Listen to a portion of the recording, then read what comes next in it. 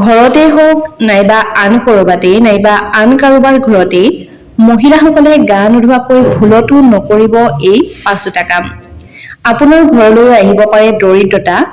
ইয়াৰ লগতে আমি আজি এই ভিডিঅ'টিৰ জৰিয়তে জানিম যে ঘৰ এখনত মহিলাগৰাকীয়ে কোনবোৰ কাম কৰা উচিত যাৰ জৰিয়তে সমগ্ৰ ঘৰখনতে সুখ সমৃদ্ধিৰ লগতে টকা পইচা আহে আৰু মানুহৰ পৰা দুখ আঁতৰি যায়। আমাৰ হিন্দু ধৰ্মত মহিলাসকলক ঘৰৰ এখনৰ লক্ষ্মী বুলি কোৱা হয়।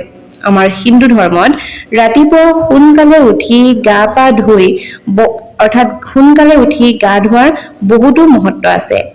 মহিলাসকলৰ ঘৰখনৰ যিহেতুকে লক্ষ্মী বুলি কোৱা হয়, গতিকে তেওঁলোকক দেৱীৰ আন এটা ৰূপ বুলিও কিন্তু কোৱা হয়। এইখিনিতে আপোনালোকক আন এটা কথাও ক'ব বিচাৰিছো। কোৱা হয় তথা বিশ্বাসো কৰা হয়, যিখন ঘৰত এই লক্ষ্মী গৰাকীক অৰ্থাৎ দেৱী মাৰ আন এক ৰূপ বুলি কোৱা এই মহিলাগৰাকীক যদিহে সন্মান কৰা নহয়, সেইখন ঘৰ কিন্তু দিনক দিনে তললৈ গৈ থাকে অৰ্থাৎ নিম্নগামী হৈ গৈ থাকে বুলি বিশ্বাস কৰা হয়। সেয়েহে মহিলাসকলক লৈ হিন্দু ধৰ্মশাস্ত্ৰত কিছুমান নিয়মৰ বিষয়ে কোৱা হৈছে আৰু মহিলাসকলে সেই কামবোৰ কৰিব লাগে বুলিও সীমাবদ্ধতা থকা তথা সেই মহিলাসকলৰ ওপৰত বিভিন্ন ধৰণৰ নিয়ম বান্ধি দিয়া হৈছে। যদিহে মহিলাসকলে এই নিয়মবোৰ সুচাৰুৰূপে মানি চলে তেনেহলে ঘৰখন সদায় সুখ শান্তিৰ বিৰাজমান হৈ থাকিব। তেনেহলে বলক আজিৰ এই ভিডিঅ'টিৰ জৰিয়তে জানো যে মহিলাসকলে ভুলতো কোনবোৰ কাম কৰিব নালাগে নাইবা কোনসমূহ কাম কৰিব লাগে। সেয়া আপুনি মানে নে নামানে সেয়া নিজৰ লগত কথা। নমস্কাৰ, আস্থা ক্ৰিয়েশ্যনৰ নতুন এটা ভিডিঅ'ৰ মাজলৈকে আপোনালোক সকলোকে পোনপ্ৰথমে স্বাগতম জনাইছো। আজিৰ এই ভিডিঅ'টি হৈছে বিশেষকৈ মহিলাসকলৰ কাৰণে আৰু যদিহে কোনোবা পুৰুষে চাই তেনেহলে নিশ্চয়কৈ আপোনাৰ মহিলাগৰাকী নাইবা আপোনাৰ পত্নী, ভগ্নী বা মাতৃলৈ এই ভিডিঅ'টো শ্বেয়াৰ কৰি দিবলৈ নাপাহৰিব। আজি আমি এনে কেইটামান কৰ্মৰ বিষয়ে আলোচনা কৰিম যিবোৰ কাম মহিলাসকলে গা নোধোৱাকৈ কৰিবলৈ মানা কৰা হৈছে নাইবা শাস্ত্ৰত গা নোধোৱাকৈ নাইবা স্নান নকৰাকৈ এই কামবোৰ কৰাৰ পৰা বিৰত থাকিবলৈ কোৱা হৈছে। যদিহে মহিলাসকলে এইবোৰ নিয়ম উলংঘা কৰে তেনেহলে ঘৰখনলৈ দৰিদ্ৰতা আহে আৰু মা লক্ষ্মী অসন্তুষ্ট হৈ ঘৰৰ পৰা আঁতৰি যায় বুলিও বিশ্বাস কৰা হয়। শাস্ত্ৰত এনে কিছুমান কামৰ কথা উল্লেখ কৰা হৈছে যিবোৰ কাম মহিলাসকলে স্নান নকৰাকৈ কেতিয়াও কৰিব নালাগে। তেনেহলে পলম নকৰি বলক ভিডিঅ'টিৰ মাজভাগলৈ আগবাঢ়ো আৰু সেই পাঁচোটা কামৰ বিষয়ে জানো। প্ৰথমটি কাম হৈছে স্নান নকৰাকৈ পাকঘৰত সোমোৱা। ৰাতিপুৱা বহুতো মহিলাই স্নান নকৰাকৈ খাদ্য বনাবলৈ আৰম্ভ কৰে নাইবা চাহ পানী বনাই নাইবা বিভিন্ন ধৰণৰ খাদ্য বস্তু বনায়। শাস্ত্ৰত কোৱা হৈছে যে মহিলাসকল যিহেতু ঘৰৰ লক্ষ্মী, গতিকে মহিলাসকলে স্নান নকৰাকৈ নিজৰ পাকঘৰত গৈ খাদ্য বনাব নালাগে। খাদ্যক মা অন্নপূৰ্ণাৰ ৰূপ বুলি কোৱা হয়। স্নান নকৰাকৈ শৰীৰ কেতিয়াও পবিত্ৰ নহয়। তেনেকৈ খাদ্য বনালে মা অন্নপূৰ্ণা অসন্তুষ্ট হয় আৰু মা অন্নপূৰ্ণাক অপমান কৰাৰ দৰে হয়। মা অন্নপূৰ্ণাক মা লক্ষ্মীৰ ৰূপ বুলিও মনা যায়। তেনেকুৱা কৰিলে মা লক্ষ্মীৰ খং উঠে। সেয়ে কোৱা হয় যে স্নান কৰিহে মহিলা এগৰাকীয়ে খাদ্য বনাব লাগে, অৰ্থাৎ ৰাতিপুৱা স্নান কৰিহে যিকোনো খাদ্য বস্তু চুব লাগে নাইবা গা ধুইহে খাদ্য বনোৱা উচিত। দ্বিতীয়তে, গা নোধোৱাকৈ খাদ্য খোৱা। গা নোধোৱাকৈ খাদ্য গ্ৰহণ কেৱল মহিলা বুলিয়েই নহয়, পুৰুষ নাইবা সকলোৱে ভোজন কৰাটো কিন্তু অনুচিত।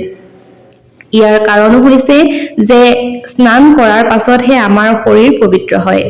গা নোধোৱাকৈ খাদ্য খালে লেতেৰা বীজাণু আমাৰ শৰীৰত প্ৰৱেশ কৰিব পাৰে, যাৰ জৰিয়তে আমাৰ বেমাৰ আজাৰো হ'ব পাৰে, অৰ্থাৎ এয়া এক বিজ্ঞানসন্মত নিয়মো।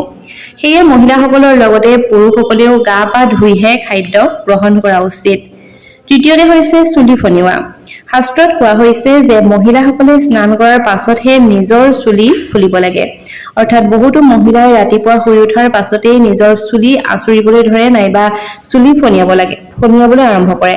কিন্তু বিশ্বাস কৰা হয় যে ৰাতিপুৱা গা ধোৱাৰ আগত মহিলাসকলে চুলি ফনিয়ালে নকাৰাত্মক শক্তিসমূহ আপোনাৰ ঘৰত প্ৰৱেশ কৰাত সহায় হয় তথা নকাৰাত্মক শক্তিসমূহ ঘৰলৈ আমন্ত্ৰিত কৰাৰ দৰে হয়। আৰু মহিলাৰ যদিহে ঘৰলৈ দৰিদ্ৰতা আনিব নিবিচাৰে তেনেহলে আপোনালোকে যেতিয়াই চুলি ফনিয়াই সদায় স্নান কৰাৰ পাছতহে চুলি ফনিয়াব। কিছুমান মানুহৰ এটা অভ্যাস আছে যে শুই উঠিয়ে প্ৰথমতে চুলিখিনি ফনিয়াই লয় নাইবা আঁচুৰি লয় আৰু তাৰ পাছতেই গা ধুবলৈ যায়। এই অভ্যাস কিন্তু মহিলাসকলৰ বাবে একেবাৰে সুবিধাজনক নহয়। শাস্ত্ৰ অনুসৰি মহিলাসকলে পুৱা সোনকালে উঠি গা পা ধুই মূৰ আঁচুৰিব লাগে। চতুৰ্থতে তুলসীত পানী দিয়া শাস্ত্ৰৰ অনুসৰি মহিলাসকলে স্নান নকৰাকৈ তুলসীত পানী দৰাচলতে দিব নালাগে দৰাচলতে তুলসীকো মা লক্ষ্মীৰ এটা ৰূপ বুলি মনা যায় আৰু গা পা নোধোৱাকৈ যদিহে তুলসীত পানী দিয়া হয় নাইবা তুলসীৰ পাত ছিঙা নাইবা তুলসীৰ গছ সৰা ইত্যাদি যদি কৰা হয় তেনেহলে মা লক্ষ্মীক অপমান কৰাৰ দৰে হয় সেয়েহে তুলসীত সদায় গা ধোৱাৰ পাছতহে পানী দিব লাগে এনেকুৱা কৰিলে লক্ষ্মী দেৱী প্ৰসন্ন হয় তথা কুমাৰী ছোৱালীসকলেও যদিহে তুলসী পূজা কৰিব বিচাৰে তেনেহলে সদায় ৰাতিপুৱা হওক বা যেতিয়া আপোনালোকে গা পা ধুব তাৰ পাছতেই আপোনালোকে মূৰটো ঢাকিহে তুলসীৰ তলত পানী দিব অৰ্থাৎ আপোনাৰ যি চুলি আছে সেই চুলি ঢাকি পেলাই তুলসী গছৰ তলত পানী দিব পূজা পাঠ কৰা পুৰাণ অনুসৰি গা পা নোধোৱাকৈ নাইবা খাদ্য খাই যি পূজা কৰে সেই ব্যক্তিয়ে কিন্তু কেতিয়াও পূজাৰ ফল নাপায় মাহেকীয়াৰ সময়ত মহিলাসকলে নকৰিব এইসমূহ কাম নহলে মা লক্ষ্মী ৰুষ্ট হৈ পৰিব